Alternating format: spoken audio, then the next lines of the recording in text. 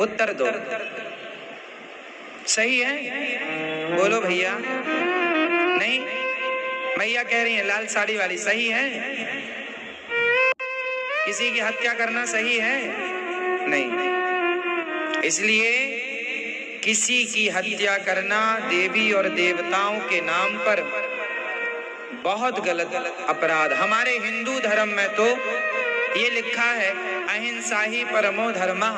हम तो जान बचाने वाले लोग हैं, जान लेने वाले लोग नहीं।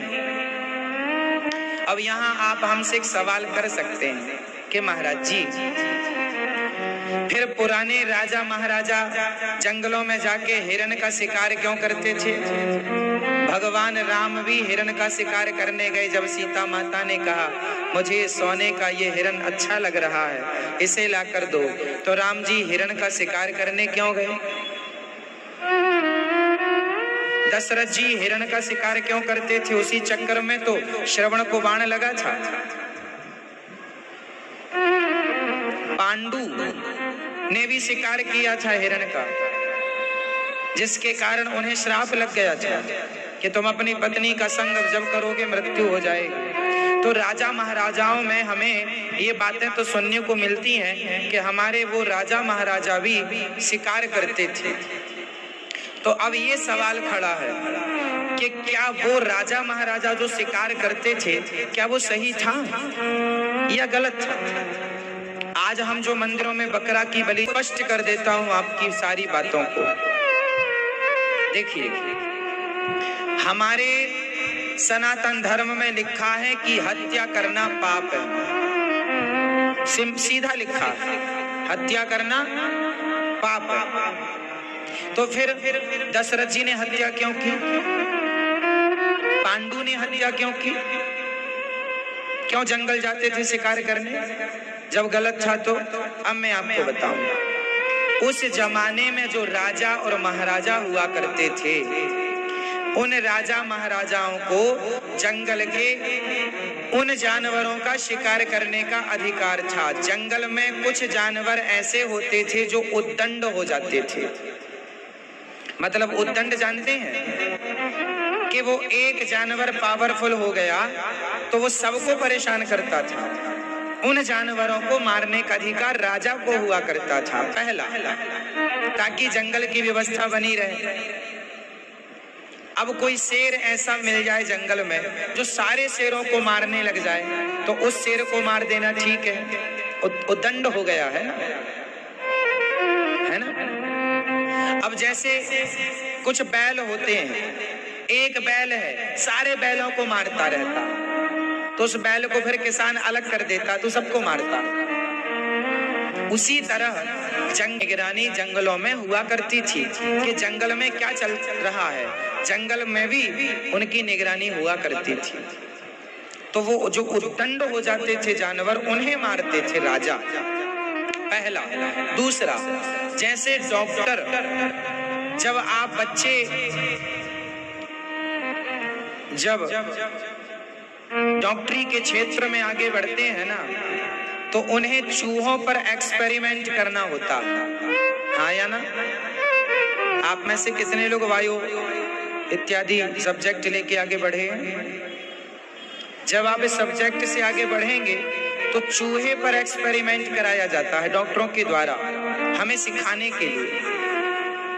क्यों मैया, सही है? चूहे पर, बंदरों पर, अन्य जानवरों पर डॉक्टरों का एक्सपेरिमेंट। जैसे अभी कोरोना की दवाई आई तो पहले उस दवाई का पहले इन जानवरों पर, इन जीवों पर एक्सपेरिमेंट होता, उपयोग होता है कि इन्हें कोई साइड इफेक्ट तो नहीं है, वो दवाई कोई ज्यादा नुकसान तो नहीं कर रही है। जब इन पर सब ठीक होता है तब वो मनुष्य अर्थात हमें और आपको मिलती है। तो डॉक्टरों को उनकी पढ़ाई का एक हिस्सा है कि चूहे को उन लोग फाड़ते हैं और फाड़ के फिर जोड़ देते हैं,